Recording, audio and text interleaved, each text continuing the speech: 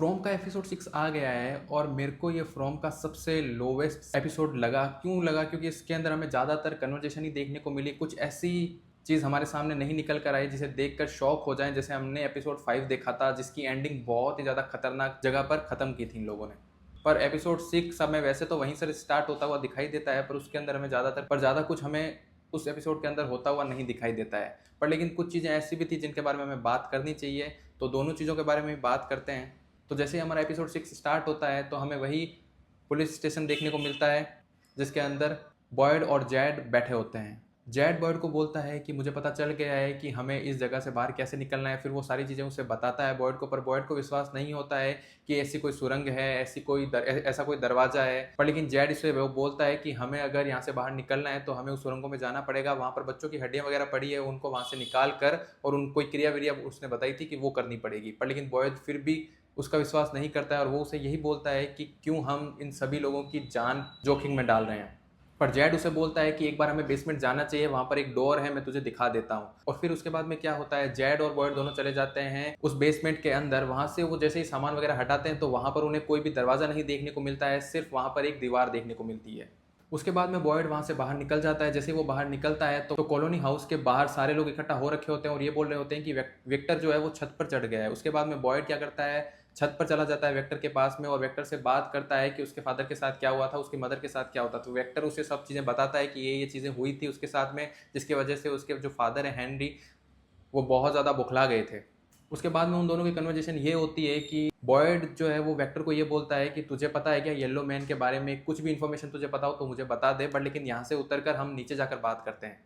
तो उसके बाद में जो वेक्टर है वो बॉयड को ज़्यादा कुछ तो नहीं बता पाता है, पर इतना ही बता पाता है कि जो येलो मैन है वो पहले यहाँ पर आ चुका है 40 साल पहले, और जब वो यहाँ पर आया था तब वो एक कार के अंदर आया था। तो बॉयड उसे पूछता है कि तुझे उस कार के बारे में कुछ पता है तो मुझे बता दे, ताकि हम उस कार से पता लगा पाएँ कि वो बंदा अभी भी जिंदा है या फिर नहीं है।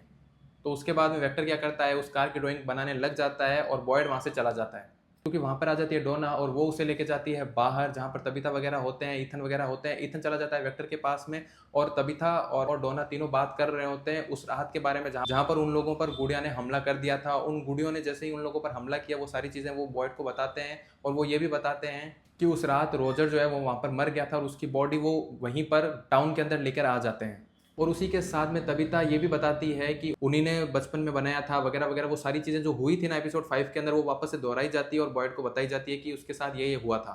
उसके बाद में सीधा सीन शिफ्ट हो जाता है फातिमा पर, जहाँ पर एलिस और फातिमा दोनों बात कर रहे होते हैं। फाइनली फातिमा ने वो गोलम बना लिया होता है, जहाँ पर हमें ज़्यादा कुछ तो नहीं देखने को मिलता। उसके बाद में सीन सीधा शिफ्ट हो जाता है वेक्टर और ईथन पर, जहाँ पर लेकिन ईथन वेक्टर को बोल देता है कि उन लोगों पर किसी राक्षस की कुड़ियों ने हमला किया था। उसके बाद में सीन शिफ्ट होता है सोफिया पर। तब मुझे लगता है कि हाँ अब कुछ होने वाला है, क्योंकि सोफिया देख लेती है हेनरी को। हेनरी के हाथ में होता है वही येलो शूट। तो सोफिया क्या करती है, हेनरी के पास में चली जाती है, उससे बात वगैरह करती है कि उसके साथ हुआ क्या है। पर लेकिन हेनरी एक बार तो वहाँ से चला जाता है और वो चला जाता है पेट्रोल पंप के अंदर। वहाँ पर वो शराब वगैरह पीने लग जाता है। वहाँ पर भी सोफिया आ जाती है और दोनों वहाँ पर शराब पीने लग जाते हैं ताकि सोफिया उससे कुछ बातें निकलवा पाए। उसके बाद में कॉलोनी हाउस के अंदर हम देखते हैं कि जो डोना है वो बेहोश हो गई है और उठ ही नहीं पा रही है। तो मुझे लगा कि भाई डोना का यहाँ पर काम खत्म हो गया है, पर लेकिन ऐसा नहीं होता है। वो सिर्फ और सिर्फ बेहोश हो जाती है। वहाँ पर क्रिस्टी आ जाती है और उसको उसके रूम के अंदर सुला देती है। दूसरी तरफ हमें वही गैस स्टेशन दिखाया जाता है जहाँ पर सोफिया और हेनरी पी रहे होते हैं और सोफिया उससे पूछती है उस येलो मैन के बारे में, उस येलो सूट के बारे में। तब हेनरी भी पिया हुआ होता है तो उसे बता देता है कि उसकी फैमिली के साथ बहुत बुरा हुआ है 40 साल पहले और वो बुरा इसी येलो मैन ने किया है। और उसके बाद में हमें ये देखने को मिलता है कि सोफिया एक टूटे हुए कांच पर अपना हाथ रख देती है, उसके हाथ से खून आने लग जाता है। तभी हेनरी क्या करता है, उसके लिए कपड़ा वगैरह ढूंढता है। तभी वो क्या करती है, अपन उसके हाथ में जो खून होता है वो उसकी एक दो बूंदें हेनरी के ड्रिंक के अंदर मिला देती है। उसके बाद में हेनरी वो ड्रिंक पी लेता है। उसके बाद में वहीं पर सीन खत्म हो जाता है। उसके साथ में आगे क्या होने वाला है ये हमें आगे एपिसोड में देखने को मिलेगा। उसके बाद में सीधा सीन शिफ्ट हो जाता है बॉयड पर, क्योंकि बॉयड बहुत ज़्यादा नाराज़ हो रखा होता है, क्योंकि यार उसकी जो वो डोना होती है वो बेहोश हो रखी होती है। उसके बाद में वैसे तो उसे होश आ जाता है पर वो फिर भी बहुत ज़्यादा टेंशन में होता है। वो बाहर आता है, वो जैसे ही बाहर आता है उसे बहुत ज़्यादा गुस्सा होता है। तो वो क्या करता है कि उसी बेसमेंट के अंदर चला जाता है एक हैमर लेकर, और हैमर से वो जो दीवार होती है जहाँ पर वो डोर बताया जा रहा था जेड ने, तो वो क्या करता है उस दीवार को तोड़ने लग जाता है। तभी वहाँ पर जेड भी आ जाता है और वहाँ हमें देखने को मिलता है सच में कि उस दीवार के पीछे एक गेट है।